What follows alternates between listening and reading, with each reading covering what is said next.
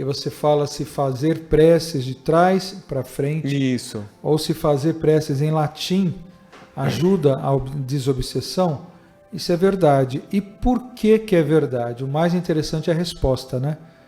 Certa vez aqui na casa, o cigano espiritual Dom Carlos Amir estava explicando para nós, naquela passagem que Jesus fala, né, que pediria para os espíritos saírem do corpo daquelas pessoas, e os espíritos se dirigiram para os porcos e os porcos se precipitaram no abismo. Uhum. Sabe aquele trecho? Sim, sei.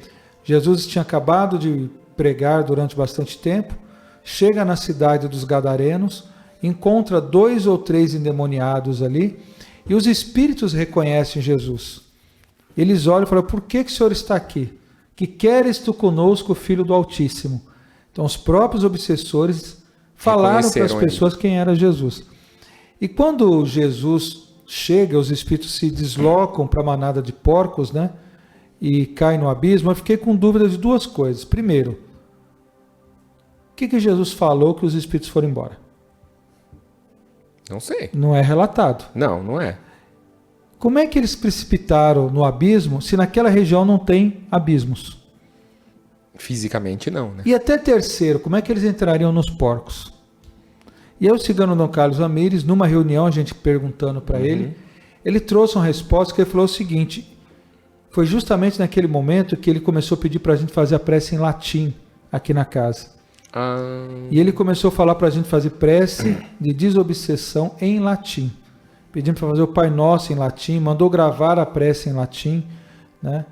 O Franco, que era o locutor aqui, gravou para a gente, e gravou também em hebraico, né? E ele falou por quê? Porque aqueles espíritos que estavam com aqueles homens, eles eram ex-soldados romanos. E aqueles homens conversavam entre si apenas em latim. Então, a prece de desobsessão em latim é porque aqueles espíritos que estão ouvindo aquela prece entendem aquele idioma. Exatamente. Quanto tempo eles estão obsidiando? Ó?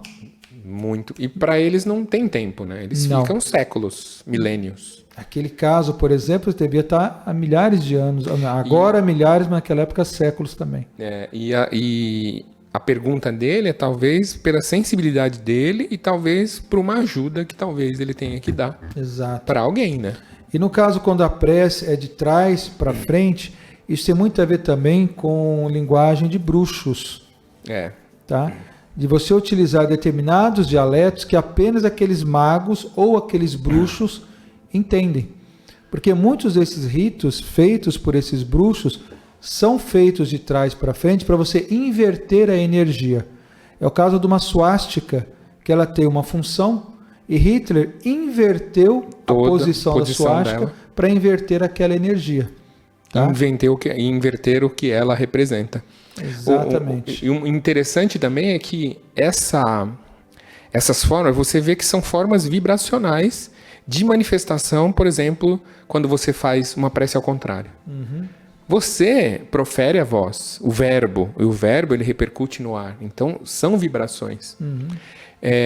Uma vez o espírito pediu para estudar lá os sumérios, porque eles inventaram lá a tal da escrita cuneiforme.